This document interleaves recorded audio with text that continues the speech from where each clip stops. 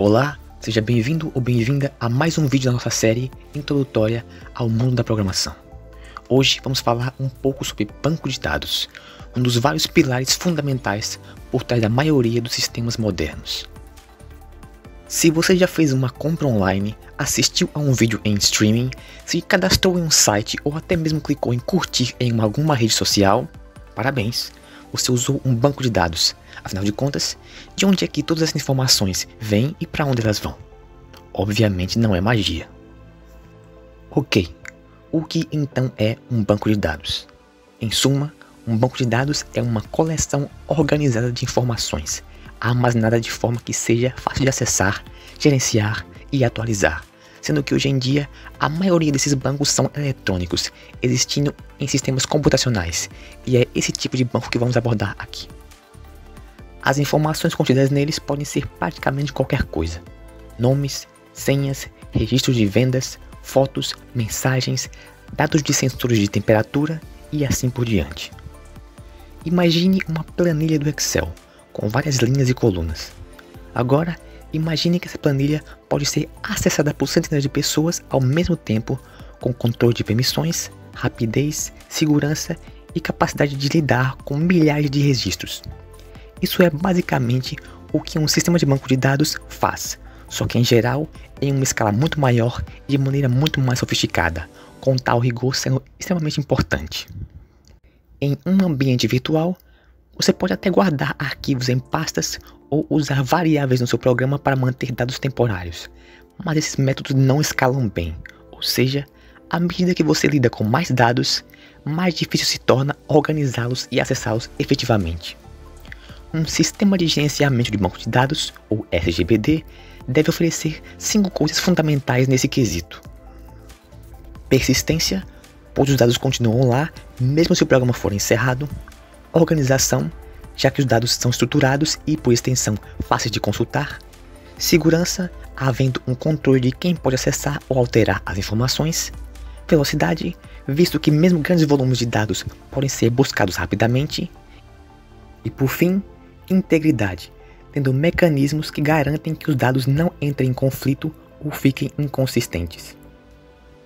A maioria dos bancos de dados segue um modelo relacional, que organiza informações em tabelas. Cada tabela é como uma planilha, onde cada coluna representa um tipo de dado, como nome, idade e data, e cada linha representa um registro, ou seja, uma entrada com dados em si. A partir do momento que você estabelece as colunas de uma tabela, cada novo elemento se torna uma linha nela, idealmente preenchendo todos os campos, apesar de alguns bancos permitirem valores nulos para colunas não obrigatórias.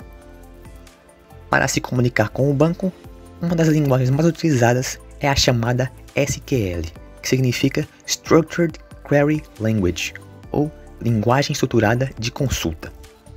Ela é usada para fazer consultas, inserções, atualizações e remoção de dados.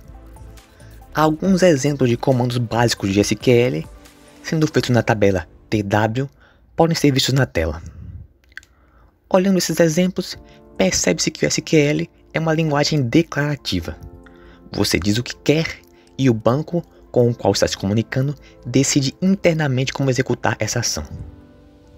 Ainda sobre SQL, cada coluna em uma tabela tem um tipo de dado, como int para números inteiros, varchar para textos curtos e date para datas. Muitos outros existem além desses, cada um sendo mais apropriado para propósitos e aplicações específicos.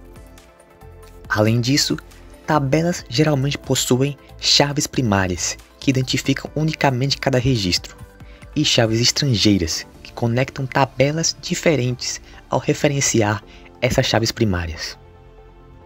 Por exemplo, a tabela TW pode ter uma relação com outra tabela chamada profissão-TW, em que a coluna ID da tabela TW, sua chave primária, é referenciada pela coluna ID-TW da tabela profissão-TW, que funciona como chave estrangeira. Isso garante a integridade referencial. Não é possível inserir um valor em ID-TW que não exista como ID na tabela TW. Agora, vamos introduzir outro conceito, as propriedades ACID. Imagine um sistema bancário. Se você transfere dinheiro de uma conta para outra, o sistema precisa subtrair o valor de uma conta e adicionar na outra. Se ele travar entre esses dois passos, dinheiro pode ser perdido. Sendo assim, para esse tipo de problema, usamos transações, que nesse contexto são conjuntos de operações que devem ser executadas por completo ou não executadas. As transações são regidas por 4 propriedades conhecidas pelo acrônimo ACID. Atomicidade, todas as instruções de uma transação são realizadas ou nenhuma delas é. Consistência, os dados estão em um estado consistente às regras do banco quando uma transação começa e quando ela termina. Isolamento, transações não interferem umas nas outras. E por fim, durabilidade. Uma vez feita, a transação permanece. Ao garantir essas propriedades, as transações satisfazem os requisitos para algo tão sensível quanto uma transferência bancária, evitando vários tipos de dor de cabeça quando tudo é bem aplicado. Ok, após tudo isso, se eu te disser que nem todo banco de dados usa tabelas comuns. Em algumas situações, é melhor usar bancos conhecidos como NoSQL, que é a abreviação de Not Only SQL, de natureza não relacional, como o MongoDB, que organiza dados em documentos de dados semi-estruturados semelhantes ao formato JSON, Redis, um banco super rápido baseado em chave-valor, e Neo4j, um banco de grafos usado em redes sociais e sistemas de recomendações. NoSQL é útil quando os dados são muito variados ou quando precisamos de performance extrema com grande volume. E como o nome indica, vão além do SQL como linguagem, tendo linguagens próprias variadas que são mais otimizadas para os seus propósitos. Alguns até incorporam certos comandos do SQL em uma estrutura semelhante para facilitar o uso daqueles que já estão acostumados ao modelo relacional, mas outros nem isso fazem. Imagino que a essa altura já deve ter ficado claro que bancos de dados são partes invisíveis, mas essenciais de quase tudo que usamos, visto que lidamos o tempo todo com grandes volumes de dados que precisam ser armazenados e acessados eficientemente. Redes sociais armazenam perfis, postagens e interações.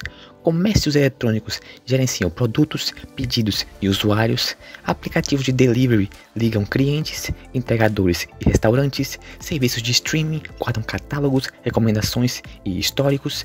Sistemas de IA usam bancos para armazenar datasets e pesos de modelos, etc.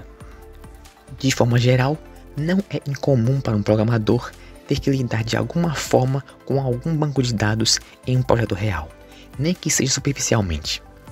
Mesmo que você não fique pessoalmente responsável pela implementação do banco da aplicação que estiver desenvolvendo, saiba como ele funciona e como vai interagir com os dados em questão, para te dar mais uma série de conhecimentos a serem levados em conta no desenvolvimento do resto do programa. Então, tente não negligenciar essa área, mesmo que não vá se especializar nela. E é isso, chegamos ao fim deste vídeo que buscou introduzir mais um elemento do mundo da programação, que eu espero ter te ajudado a enxergar bancos de dados como algo além de uma caixa preta mágica que recebe coisas e as cospe de volta. Fique agora com recomendações de material para expandir esse conhecimento muito mais.